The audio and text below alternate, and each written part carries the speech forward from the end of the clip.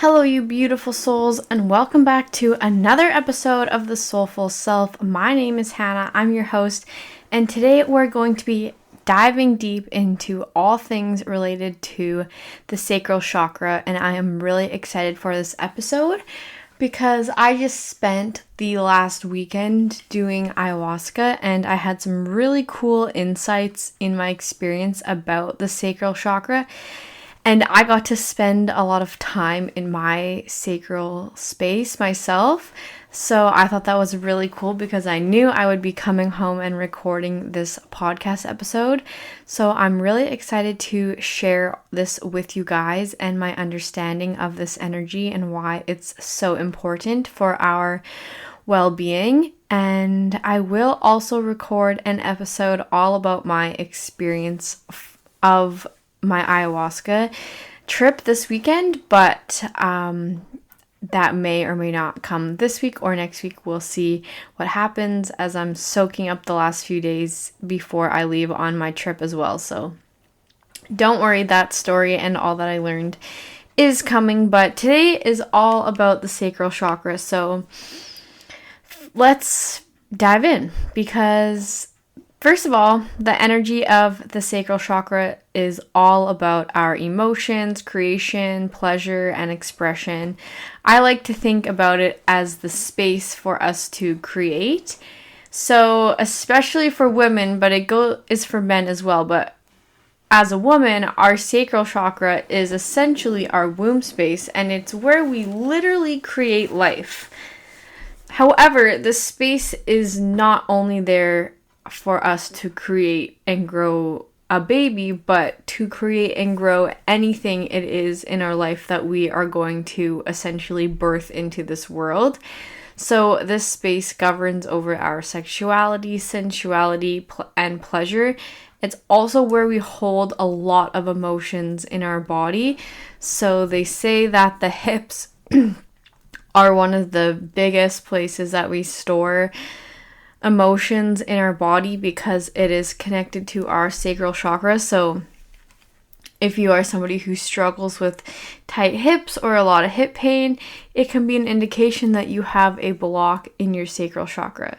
So we can use our emotions to help us express ourselves in creative ways, whether that be through dancing or painting or drawing or writing or poetry or music or whatever outlet it is that you feel called to. But it's important to know that in this chakra, we are connected to our pleasure. So it's allowing ourselves to feel that pleasure in all ways of knowing and understanding for each of us individually what lights us up, what makes us feel good, what do you want to create in this physical world, because we were given this most beautiful gift from God, our creator, the gift of creation. And I think it's important that we have this healthy relationship with creation and pleasure and being able to follow that and know what we want to create in this life, because I think it's honestly so divinely inspired, and part of how God creates things is through us and our gift of creation. So if we deny that gift that we have and don't create the things that we feel so called to create, we're kind of not following our purpose and not doing what it is that we came here to do. And so I think this energy is so important. Our womb space, our sacral space, is meant to birth babies, but also ideas, creations, and visions into this physical world. So the Sanskrit word for sacral chakra is Svadhisthana. I definitely butchered that. Again, I don't speak Sanskrit, but the meaning is one's own abode or dwelling place of self. So the phrase for the sacral chakra is I feel. We're really getting into that connection to our emotions and all the feeling that we get to do as a human. And the mantra is VAM. So the color that represents the sacral chakra is orange. Our sacral chakra is located at our womb space, which is below our belly button.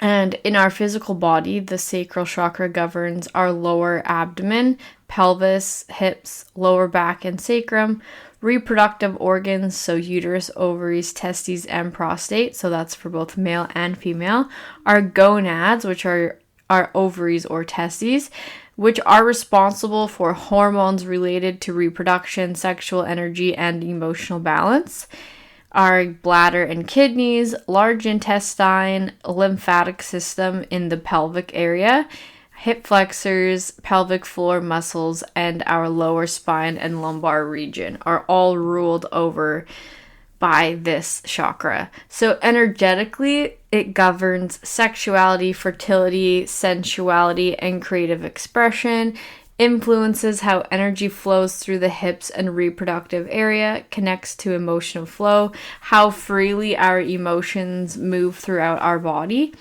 and it impacts our ability to experience pleasure, intimacy, and connection. So if you do struggle with these things physically or energetically, it is definitely a sign that there is a blockage in this energy. So we're going to go into some core themes of this chakra. So first of all, a core theme is emotional and emotional flow. So feeling our emotions fully without suppressing them or being controlled by them is a big part of this chakra, and allowing emotional energy to move through us rather than getting stuck. So are you fluid with your emotions? Do you allow them to come and go with ease, or do you get stuck on certain emotions? And I think for a lot of us, there's probably certain emotions that are more difficult than others, but all around, all emotions should be in the state of flow. And if any of them are getting stuck, it's really a sign that we need to look at that. And developing emotional intelligence and balance as well. So our sense of empathy is also a really big part of this chakra because it's our connection to our emotions, and also has to do with relationships that we have. So the connection that we have with others and being able to understand them, how they're feeling emotionally, which is essentially empathy, feeling the emotion of others so that you have this deeper understanding of what they're going through. And if you lack that emotional intelligence within yourself alone, it's going to be really difficult to be empathetic towards other people because you're not even being, empathetic for yourself. So that's something that's really important. The next core theme is creativity and expression, tapping into the creative life force energy, whether it be through art, movement, ideas, or just how you live your life, and letting inspiration flow naturally without perfectionism or fear. So I think this happens with a lot of people. It's pretty common that we get an inspiration for an idea of something that we want to create, but we become paralyzed, whether it be fear of, not feeling good enough, not feeling worthy, or perfectionism, thinking that unless we can create something that is absolutely perfect, then nothing is worth creating. But, there's so much beauty in the flaws and that everything is inherently perfect in its own way. And if we get paralyzed on that perfectionism, we're really holding ourselves back so much from all that we can create, and it's going to create a lot of blockage and illness within the body eventually, not letting yourself express yourself because you think you can't do it in a perfect way. So just keep that in mind. And also our birth energy, not just literal creation, but the creation of dreams, projects, and the expression of our soul. So if there's something that you want to create in your life, that you want to birth into this world, maybe it's a course in a program, or maybe it's some form of art, or, something that you want to discover, or whatever that is in your line of work, that is birthing it into this world. And you can hold that energy you do hold that energy in your sacral chakra. So having blockages to do with creativity and flow and emotions and all that stuff has an effect on if we can or cannot actually get it here to the physical world.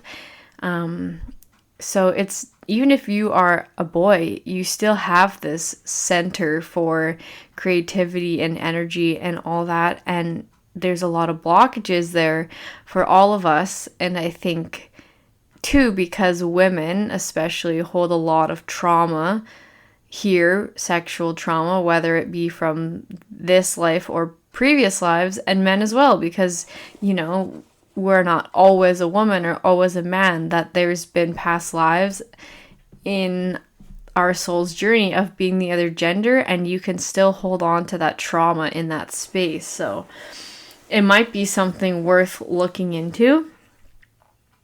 Anyway, the next core theme is pleasure and sensuality.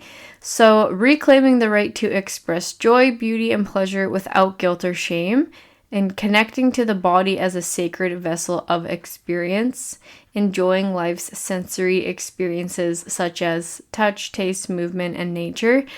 So really getting into your senses and understanding like what it is that you like. It's okay to know what you like. I love fuzzy blankets. That's a touch sensory for me that I very much enjoy, like soft things. And I know that I feel better when I'm, curled up reading or creating or doing whatever if I'm, cuddled in a fuzzy blanket. So even just simple things like that, knowing what feels good for your body. What kind of movement do you like to do? Do you feel better when you do things like yoga and Pilates and dance? Do you feel better when you're lifting weights? Do you feel better when you're doing like a lot of cardio and running, maybe marathons, whatever? Because there's so many ways that you can move your body, and it's important because it's a part of our fluidity. But just knowing what brings you pleasure, what feels good in your body, that connection to pleasure and the body. Then we move into connection and relationships. So the ability to connect with others on an emotional and intimate level, building healthy boundaries and interdependence rather than attachment or avoidance, and emotional safety and vulnerability. So being able to be intimate with other people, to share those deep emotional parts of yourself that maybe you don't want everybody to know, but building those strong connections in relationships, whether it be with a partner or family members or friends or those people that you hold nearest and dearest to your heart, opening up and being so raw and vulnerable with them is such an important part of life, right? Because we want people to see all of who we are and be able to love every layer there is to us. And I think there's probably a lot of relationships and things that end because people don't actually crack open and share what's on the inside, and eventually things like that get bottled up and it can just end in such chaos. So the ability to be open and intimate and emotional and not feel like you need to have these walls around you, out of fear of being hurt or abandoned or wherever that fear stems from, is really important. So the next core theme is fluidity and flow, moving with the rhythms of life instead of resisting change, embracing flexibility, spontaneity, and emotional movement, and trusting your inner ties. So knowing when to act and knowing when to surrender. So being in the state of flow is such a gift. It is our feminine energy, and regardless of if you're a girl or a boy, our feminine energy is a part of who we are, and there's a time to work and there's a time to flow. So knowing, when you need that rest, knowing when it's time to do something that maybe doesn't make sense to the logical brain. The feminine energy is the yin, and it's the energy of receptivity, creation, intuition, and softness.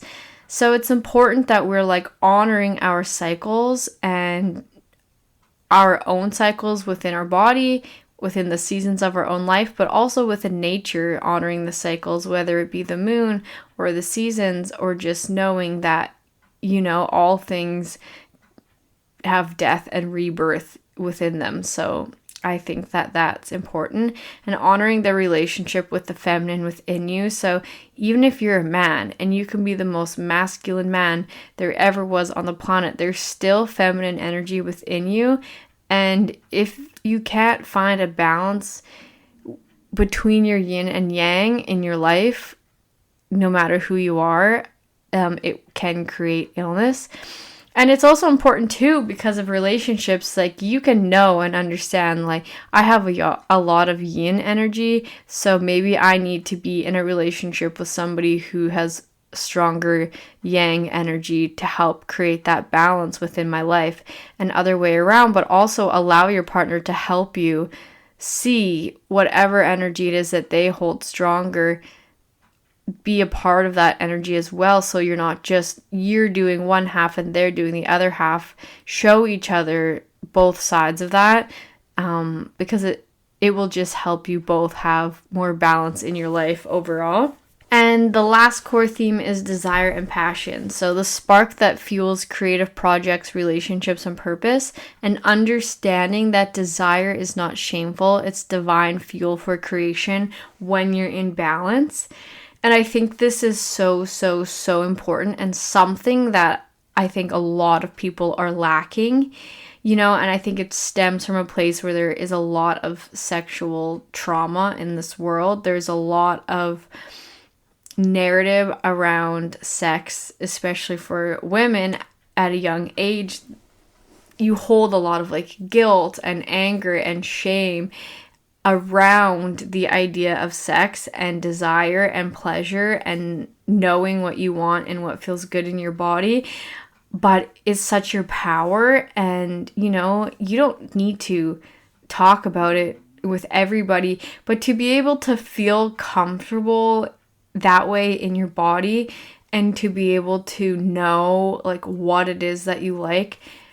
And also, not always in a sexual way. Our sexuality does come from that. However, it's for all things in your life. Like even thinking about like knowing what you want for supper, knowing the kinds of foods that you like to eat that feel good in your body, knowing, maybe what it is that you are really passionate about and want to continue to learn or go to school for, your career, all these different things in your life, wherever you feel a certain kind of desire. Maybe it's to be a mother, maybe it's to travel, maybe it's to, become an artist in some degree. And all those things, these desires that we feel, are such a part of our soul. And our emotions are there to help us feel and express these things so that it doesn't get stuck in our bodies. And to tie positive emotions to desire and pleasure rather than, guilt and shame and feeling like, wanting things is bad or having desires is bad, because I think a lot of religions and things have really, really dug that into people, and it's been like generational trauma as well that gets passed on, and a lot of us hold that in our womb. I'm going to share a story about something that happened to me, that I had a huge healing in my sacral chakra, and I used to have really bad periods, like so bad that I'd be like on the floor puking, shaking, like I would turn white as a ghost and just not be able to barely even stand, and it was awful.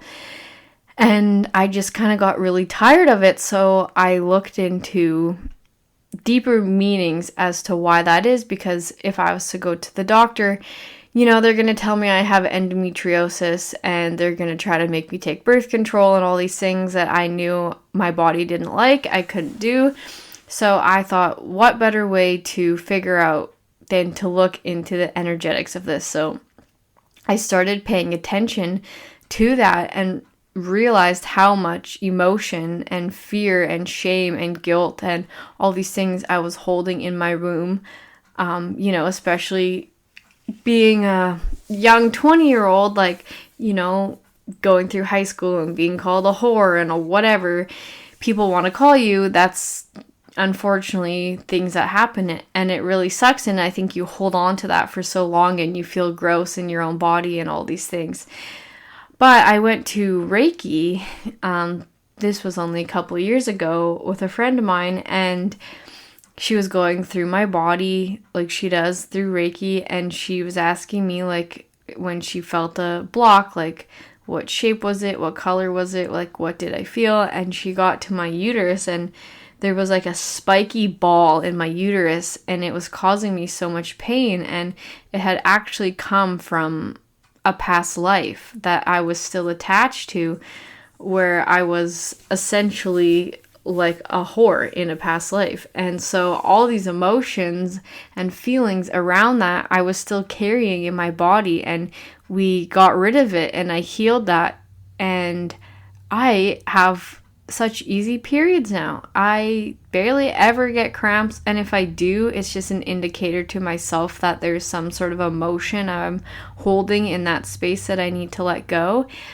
And when I did ayahuasca this last weekend, I was sitting there, and my whole theme was like creation. Like, I'm in this place in my life where I get to create whatever it is I have this vision for moving forward. And I spent so much time just feeling into my womb space, and I also had my period, so I was like very aware of the energy of my uterus and just feeling that. And like, for so long, when I would feel in that space, there was so much pain, which would manifest as like terrible periods. And now I can feel the energy in that space, and there's nothing in there. It's so empty, but like in the best way of like, because I'm not holding on to things, and it's there now for me to create from that place. And so I just thought that that was like a really cool thing that I got to do for myself, and just know that it's possible for you as well. And yes,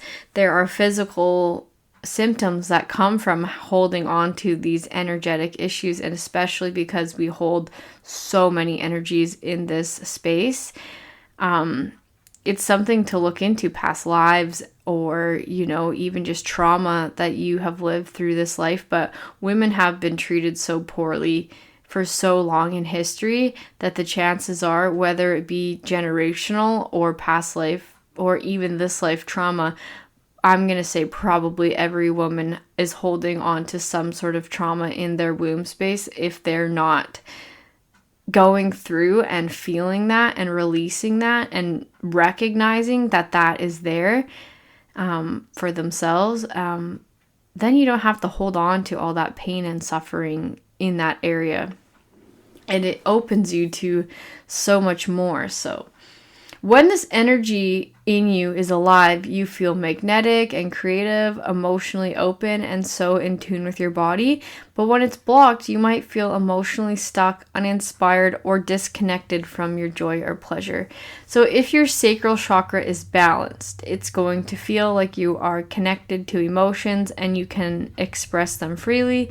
You experience joy, creativity, sensuality, and intimacy. It feels comfortable to be in your body, and you enjoy pleasure without any guilt. And you have healthy emotional and sexual boundaries as well. So if this sacral chakra is underactive or blocked, you may experience emotional numbness or disconnection, low creativity or sexual energy, guilt or shame around pleasure, or difficulty forming emotional connections with others. And if it's overactive, you may feel emotional overwhelm or codependency, addictive behaviors, or using pleasure to avoid pain, and over-attachment in relationships. So an unbalanced sacral chakra can show up as guilt around pleasure, or even suppressing emotions out of fear of being too much. And healing your sacral chakra means reclaiming your right to feel and to enjoy being a human. Okay, we came here to have this human experience, to feel all these feelings, to have all these emotions and all these experiences. And following our joy is literally like the map to living a life so full of all the things that I think we really truly desire. So, if something brings us joy, if we have a desire to do something, it's for a reason, and it's because, we are allowed to feel that and be a part of that. So just remember that for yourself. Try to eliminate the guilt that you might hold around pleasure and feeling good, because that's what you're here to find and explore. So, balancing the sacral chakra, I'll give you some things that you can do if your sacral chakra is out of balance to help you balance it. This can be things like hip opening yoga poses. So, like the goddess pose, pigeon, and bound angle, laying on your tummy in frog, and just butterfly when you put your feet together and push your knees down. Any sort of hip opening stretches are so good for your sacral chakra. So next is dancing and movement that lets your body move freely. So any kind of flowing movement, whether it be yoga or dance or whatever, just moving, allowing that energy to move within your body. Spending time near water or taking baths. We know, if you listen to this podcast, I hope we know that emotions are so tied to water, and it's such a gift because we can use water to help us move out emotions. So we want to hydrate ourselves really well, as this is also a form of helping us balance our sacral chakra. Drinking water so that we stay hydrated.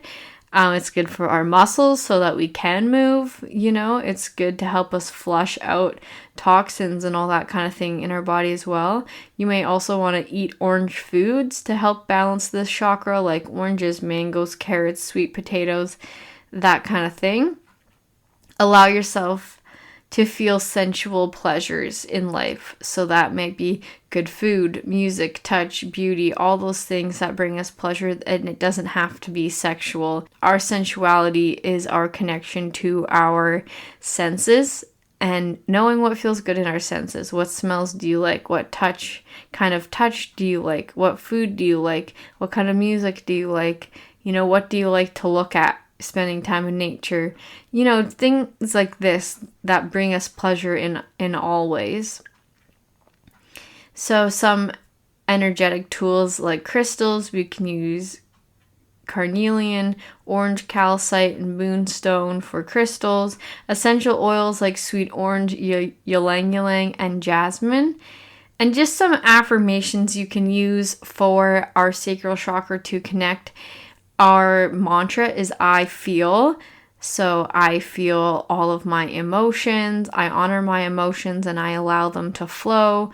I deserve pleasure and joy. I'm creative, sensual, and free. I feel creative. I feel so lucky to live this life. I feel sad because I feel happy because I feel all my feelings because they're here to teach me and release me. Things like that. So I will give you some journal prompts at the end. I'm just going to go over the 4 pillars for the sacral chakra before I forget. The sacral chakra affects our physical well-being. Our sacral chakra directly influences the lower abdomen associated with bodily functions, and this includes our reproductive organs, bladders, hips, kidney, lower back, and pelvis, which we did talk about.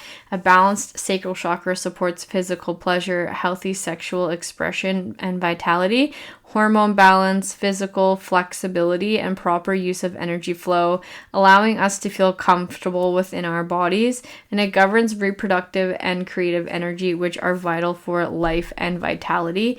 So, if you're struggling with things like low libido or, just like not enjoying sex, things like that, that can be a sign that there's a block within your sacral chakra. And it has to do a lot with our sexuality because it's in, this is where our sexual organs are. It rules over our sexual hormones. So that's important as well. For our mental well-being, the sacral chakra influences creativity and adaptability in thought process. Mental flexibility and creativity thinking are critical for personal growth and problem solving, which are both supported by a healthy sacral chakra. Influences creativity, passion, and adaptability. A blocked chakra can lead to creative blocks or a lack of inspiration. So mentally, if you're, you can't think of anything that you want to create, you're feeling such a lack of clarity about, what's next for you as a creative standpoint, that's a really big sign that there is some sort of block in your sacral chakra as well. For our emotional well-being, this is probably the biggest weight for the sacral chakra. It's the center of our emotions, and it governs how we feel and relate to others, supports an emotional expression, intimacy, and healthy boundaries.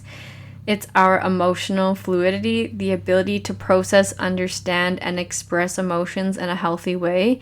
Our relationships, it supports intimacy, trust, emotional connection in partnerships and friendships as well.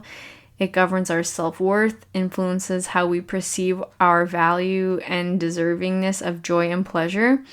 It's an emotional balance that enables healthy relationships and self-expression, fostering a life of joy and meaningful connection with others, and helps you enjoy life, connect deeply with others, and regulate emotional highs and lows. So for our last pillar, our spiritual well-being, our sacral chakra is a gateway to divine creativity and abundance. It connects you to the flow of life and the ability to co-create your reality with joy.